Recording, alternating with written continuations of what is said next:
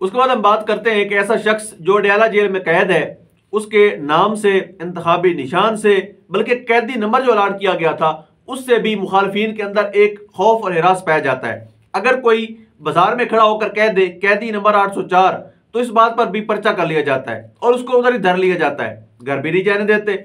और अगर उनके उम्मीदवार जिनसे बल्ला छिन गया और इंतहाई यानी नाकाबिले जिक्र इंतखाबी निशानात दिए गए, उसके ऊपर भी अगर वो कंपेन करें, अगर वो निकलें, लोगों से वोट मांगे, तो उनके ऊपर पर्चे भी करते हैं, उनको उठा भी लिया जाता है। एक ऐसा बंदा, लेकिन फिर भी उसका बंदे का स्टैमिना देखें, उस बंदे के नफ्स देखें कितने मजबूत हैं।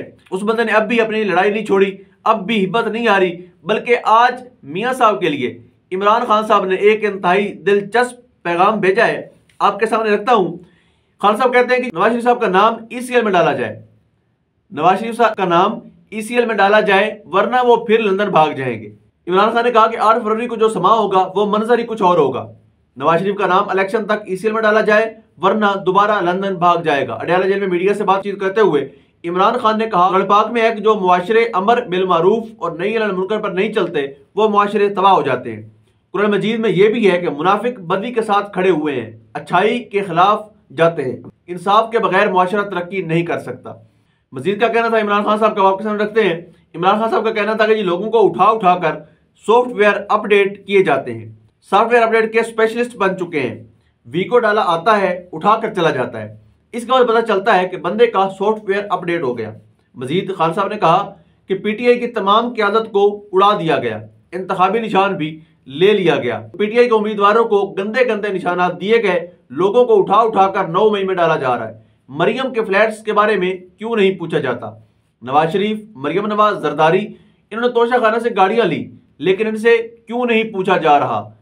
सुप्रीम कोर्ट को इंसानी हकूक की खिलाफ वर्जियों को देखना है। हमारे उम्मीदवार इंतखाब में उनके लिए निकलते हैं तो उन पर FIR काट दी जाती है। प्लान C अभी नहीं बता सकते, ये बड़ा मजे का है। और प्लान C वाकई एक बहुत बड़ा सरप्राइज होगा इमरान खान साहब की तरफ से, जो उन्होंने इस वक्त तक खुफिया रखा हुआ है। और पहले भी जिस तरह से पाकिस्तान तहरीक इंसाफ ने ज्यादती के साथ इत्तेहाद किया गया, उस पर भी इमरान खान साहब ने बैरिस्टर गौहर साहब की सरजश की है।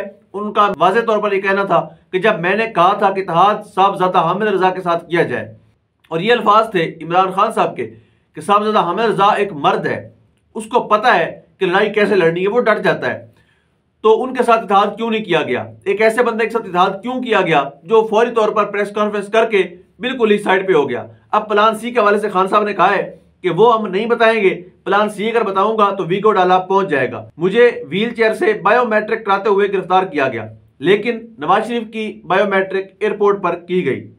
साथ कहते हैं कि जब मैं अब जेल में हूं तो मुझे टाइम मिल गया है, मेरे पास मोबाइल नहीं है, मोबाइल से आज़ाद हो गया हूं, रिलैक्स होने का टाइम भी मिल जाता है, वर्जिश भी करता हूं। और साथ ही कहते हैं ये कौम को फैसला करना है कि उन्हें आज़ाद होना है या गुलाम बनना है। ये जंग हकीकी आज़ादी की है। क्या हमने हमेशा ताकतवर लोगों की गुलामी करनी है या हमने आज़ाद होना है? लेकिन जब तक जिंदा हूं लड़ता रहूंगा, गुलामी कबूल नहीं करूंगा। नवाज शरीफ इसलिए खामोश हैं क्योंकि उसने गुलामी कबूल कर ली है। इमरान खान ने कहा कि NRO के लिए ये PDM में इकट्ठे हुए थे, हमारा NRO लेने वालों से किसी किस्म का इत्तेहाद नहीं हो सकता। मैं पनामा केस में नहीं पकड़ा गया, मुझ पर तोशा खाना का केस बनाया हुआ है।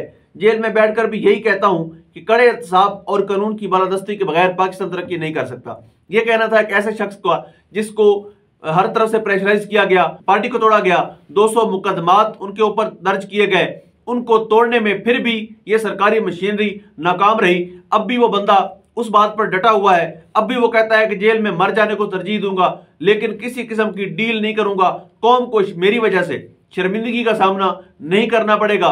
और इमरान खान एक बार फिर से अपने आप को इस लड़ाई में जीतने की पोजीशन में खड़े होते दिखाई दे रहे हैं, और उन्होंने अपने आप को इस पोजीशन पर खड़ा किया हुआ है कि उनको देखकर कोई ये नहीं कह सकता कि इमरान खान ने हिम्मत हार दी या इस लड़ाई को इमरान खान साहब ने हार दिया।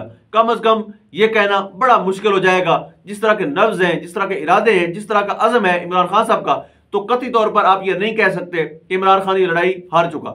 इमरान खान ये लड़ाई जीत चुका है और बड़ी वाज़ेह जीत चुका है। अगर नजर आने वालों को नजर आए तो वो देख लें कि इतना कुछ करने के बाद भी अगर आप वोटर को नहीं तोड़ सके, सपोर्टर को नहीं तोड़ सके, आज प्राइमरी का बच्चा भी अगर इमरान खान साहब के सपोर्ट में खड़ा हुआ है, तो ये बहुत बड़ा इनकलाब है, बहुत बड़ी तब्दीली है। और इस तब्दीली के लिए खान साहब ने कोशिश भी की और बिलाखिर वो कामयाब भी हो गए हैं।